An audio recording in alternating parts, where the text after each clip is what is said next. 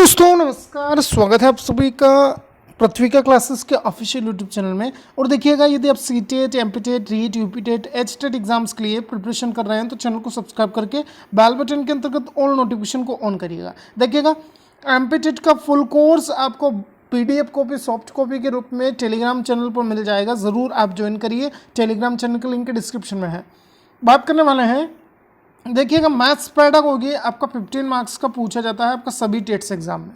वर्ग 3 MPTET CTET special ये series है जिसमें आपको क्वेश्चंस मिलेंगे। मोस्ट इंपोर्टेंट क्वेश्चंस की ये सीरीज रहती है। तो स्टार्ट करेंगे। पहला क्वेश्चन आपके सामने है। पहला क्वेश्चन है, गणित शिक्षण में प्रयुक्त की जाने वाली सबसे सुलभ एवं महत्वपूर्ण अधिगम सामग्री कौन सी। मतलब सबसे सुलभ मतलब आसानी से मिल जाती है, और सबसे महत्वपूर्ण अधिगम सामग्री इसको हम मानते हैं, लर्निंग एड जिसे हम कहते हैं। बताइएगा क्या होगा। तो जल्दी से आंसर कर दीजिए, लाइक कर दीजिएगा वीडियो को, और वीडियो को देखिएगा, पूरा देखना है। चलिएगा, बहुत अच्छी बात है। देखिएगा, सबसे सुलभ और महत्वपूर्ण सामग्री है श्यामपट्ट और चाक। आया समझ में, जो गणित शिक्षण में एक अच्छी भूमिका अदा कर सकता है। बच्चे के लिए प्रत्यक्ष अनुभव यहाँ से सीखने को मिलते हैं बच्चे को। किसके माध्यम से? श्यामपट्ट और चाक की वजह से। चलेगा, बहुत अच्छी बात है। डी ऑप्शन आप टिक कर रहे हैं। नेक्स्ट क्वेश्चन है, गणित सीखने के संबंध में निम्नलिखित में से कौन सा कथन सत्य है। Very very important question, CTET में पहले पूछा गया क्वेश्चन है। बताइएगा। तो बिल्कुल सही जा रहे हैं, हर कोई गणित सीख सकता है। बिल्कुल सही बात है, चाहे आपका लड़का हो, लड़की हो, या कोई मैटर नहीं करता है कि वो आपका लड़की है तो गणित नहीं सीख पाएगी, लड़का है तो गणित में अच्छा होगा, ये नहीं होता है। ध्यान रखिएगा, प्रत्येक बच्चा अपने आप में विशिष्ट होता है, ये आपका बाल मनोविज्ञान कहता है।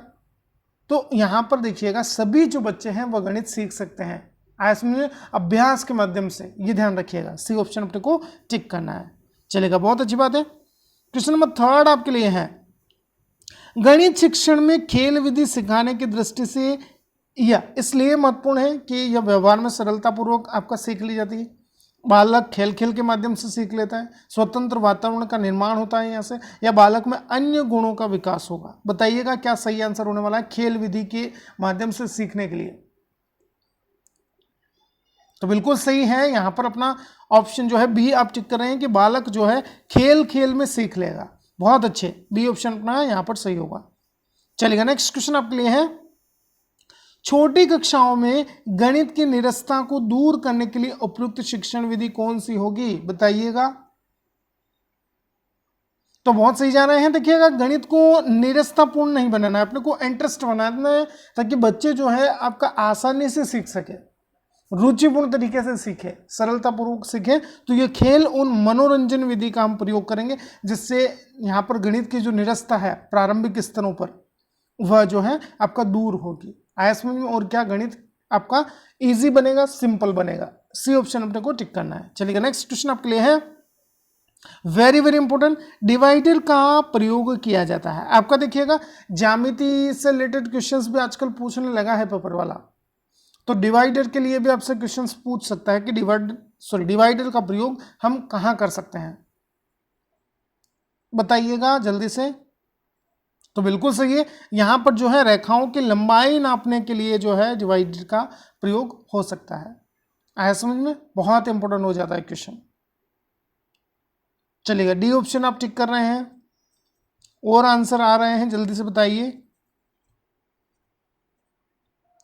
तो देखिएगा, यहां पर अपने जो सही आंसर टिक करने वाले हैं वह होगा कोण बनाने में। देखिएगा, कोण का निर्माण करने में डिवाइडर का प्रयोग होगा, न कि रेखाओं की लंबाई मापने के लिए। आया समझ में, डी ऑप्शन भी दिया है, लेकिन यहाँ पर पहला ऑप्शन जो है अपना यहाँ पर सही आंसर होगा 101%। चलिएगा, नेक्स्ट क्वेश्चन के लिए चलते हैं। शिक्षक उपकरणों के माध्यम से, कौन से उपकरण? शिक्षण उपकरण। शिक्षण उपकरण मतलब होता है टीचिंग एड्स, जो हम जब टीचिंग करवाते हैं क्लास में तब उपयोग में आते हैं, के माध्यम से शिक्षण को स्थायी एवं रोचक बना देते हैं। यह कथन किसका है? रस्क का, नन का, बैकन का, या वंशीधर शास्त्री का? बताइएगा। तो बिल्कुल सही है। यहां पर देखिए, शिक्षक जो है वह विभिन्न जो मेथड्स हैं, लर्निंग एड्स है, टीचिंग एड्स है, उपकरण है जो शिक्षण में हम काम करते हैं या बच्चों के लिए आपका महत्वपूर्ण है सीखने के प्रति। तो शिक्षण को क्या स्थायी और रोचक आपका बना सकते हैं, इंटरेस्टपूर्ण आपका यहाँ पर जो है वातावरण क्रिएट होता है। तो यह जो कथन दिया है, यह कथन जो है आपका रस्क का कथन होगा। पहला ऑप्शन अपने को यहाँ पर टिक करना है। यूपी टेट में पहले ये क्वेश्चन आया है, ध्यान रखिएगा, बहुत इंपॉर्टेंट क्वेश्चन हो जाता है। नेक्स्ट क्वेश्चन है, निम्नलिखित में से कक्षा में हो रहा कौन सा कार्य एक गतिविधि है, बताइएगा। बहुत इंपॉर्टेंट, गतिविधि यहाँ पर कौन सी होगी, एक्टिविटी कौन सी है, बताइए दिए गए ऑप्शंस में। तो बिल्कुल सही है, बच्चों का अन्वेषण में लगना, मतलब कुछ आपका एक्सप्लोर कर रहे हैं बच्चे, सीख रहे हैं, एक्टिविटी होगी। डी ऑप्शन अपने को यहाँ पर टिक करना है। इसके अलावा देखिए, बच्चों द्वारा शामपट से नकल करना, यह कोई गतिविधि नहीं हुई।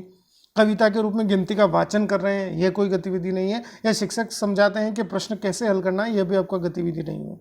तो अपना आंसर कौन सा सही हुआ, डी ऑप्शन। चलिएगा नेक्स्ट क्वेश्चन है, प्राथमिक कक्षाओं में बच्चे गणित में क्या सीखते हैं, इसके आकलन का ध्यान किस पर नहीं होना चाहिए, बताइएगा किस पर नहीं होना चाहिए। तो देखिएगा, गणितीय अवधारणाओं को समझना, गणितीय भाषाओं का विकास करना, या फिर गणित की समस्याओं का जवाब देने में सटीकता हो कि क्या आपका यह आंसर सही है या नहीं, यह तर्क कौशल का विकास करना। तो देखिएगा किस पर ध्यान नहीं देना चाहिए, तो गणित की समस्याओं का जवाब देने में सटीकता, कि हाँ सभी बच्चे जो है, जो हमने बच्चों को मेथड से सिखाया है कि इसी मेथड से हल करना, तो बच्चा उसी मेथड से सटीकतापूर्ण आंसर दे, यह जो है यहाँ पर जवाब नहीं होगा।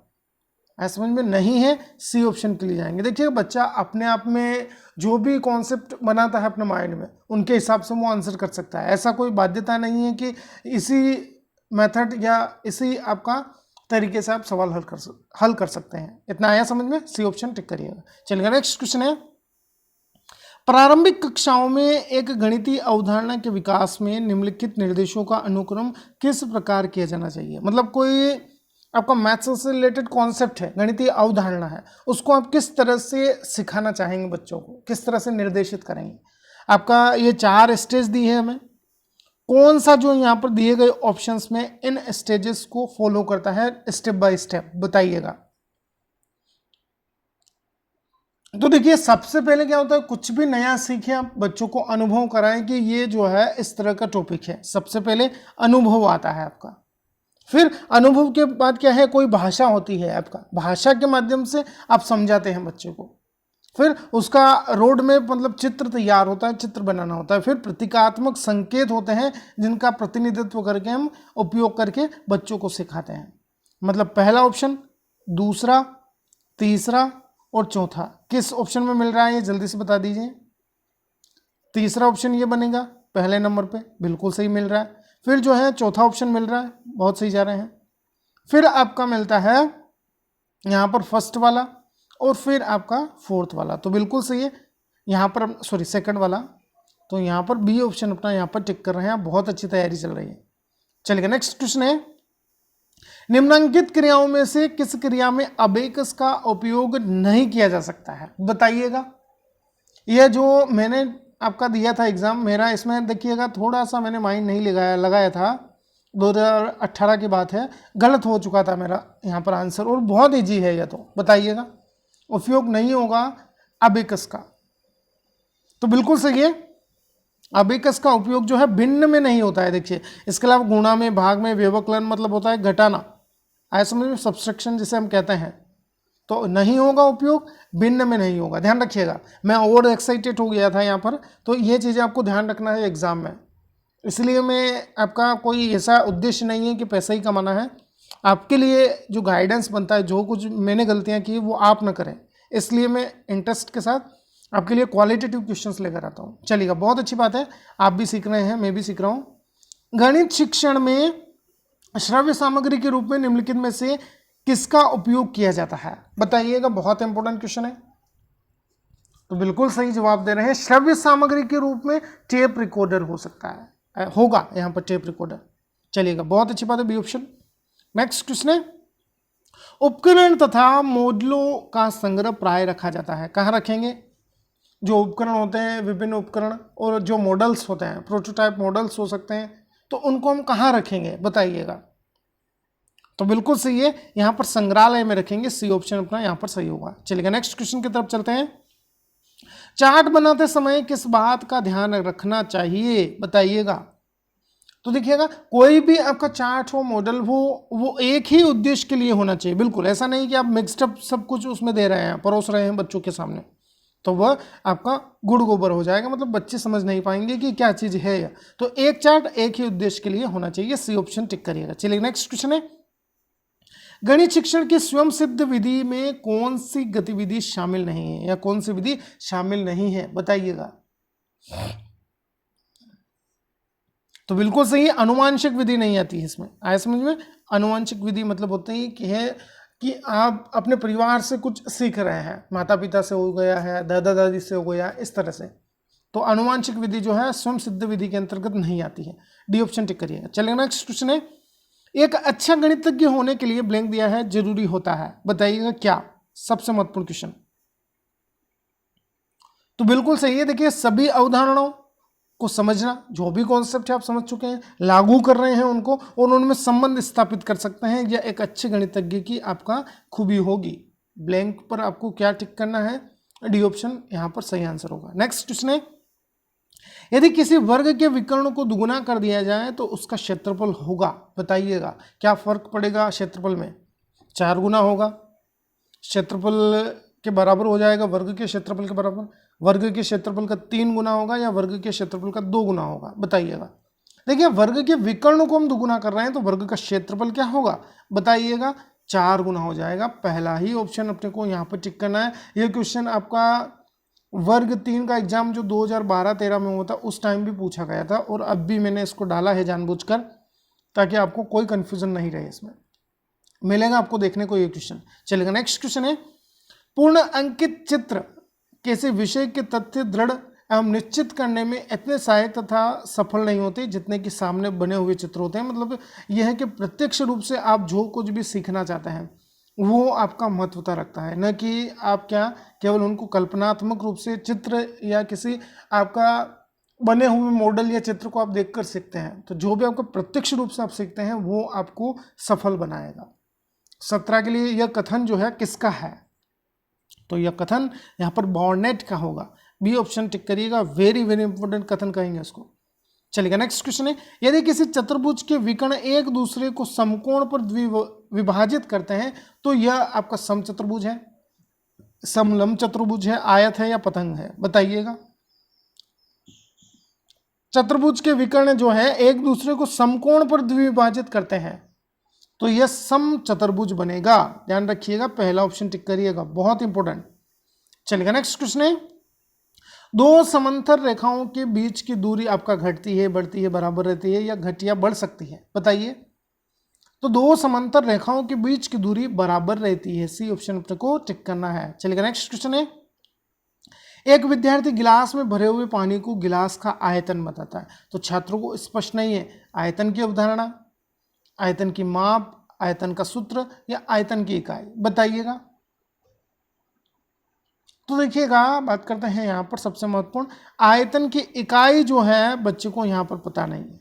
आया समझ में, बहुत इंपॉर्टेंट, कि किस तरह से जो है यह जो गिलास है इसमें जो पानी भरा हुआ है वो किस तरह से आयतन को दर्शा रहा है, इतना आया समझ में।